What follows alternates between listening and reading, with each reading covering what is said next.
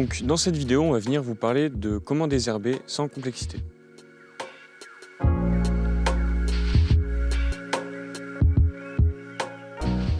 Du coup, voici du Plantago lanceolata, pardon. Donc c'est du plantain lanceolé. Ça pousse principalement sur des sols, avec une exposition soleil voire mi-ombre. C'est une plante qui est très intéressante parce que elle pousse un peu partout en France. On peut la retrouver vraiment partout. Et en fait, il faut savoir que il y a des plantes bio-indicatrices qui vont venir indiquer sur quel type de sol elle pousse.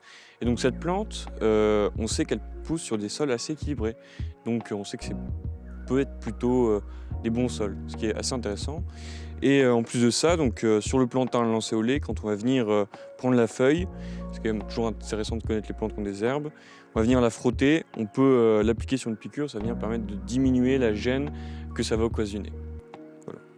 Et donc, ça peut être compliqué de désherber à la main, surtout quand on a une grande surface, ça peut être fatigant, on ne peut pas toujours avoir les racines, et donc on va venir vous montrer et vous expliquer comment désherber avec des outils.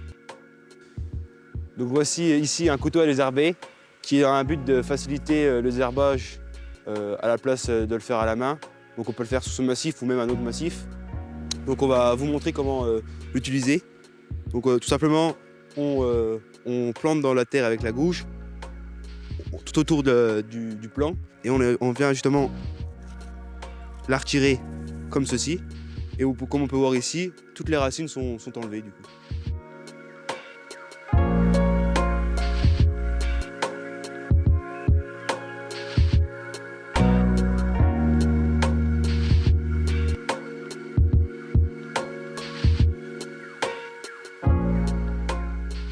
Et du coup, voici, on vous a présenté un outil pour désherber, qui est un couteau à désherber.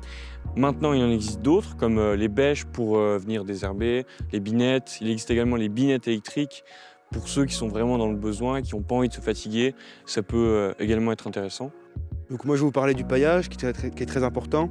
Comme qu'on peut voir ici sur ce massif, on voit du BRF, donc du copeaux de bois, qui va être important, mais dans le temps c'est pas ce qui dure le plus longtemps, mais ça va éviter la pousse des adventices, mais il faut en remettre souvent du coup. Et là, normalement, c'est pas la période à laquelle on fait le désherbage, parce que là, les adventices et les différentes plantes qu'on va vouloir supprimer, les adventices du coup, vont rentrer en dormance. Du coup, il faut savoir que là, on ne le fait pas à l'heure actuelle, le désherbage, parce que les plantes sont en dormance. On le fait au printemps, quand les plantes vont vraiment venir se réveiller, sortir avec plein de vigueur.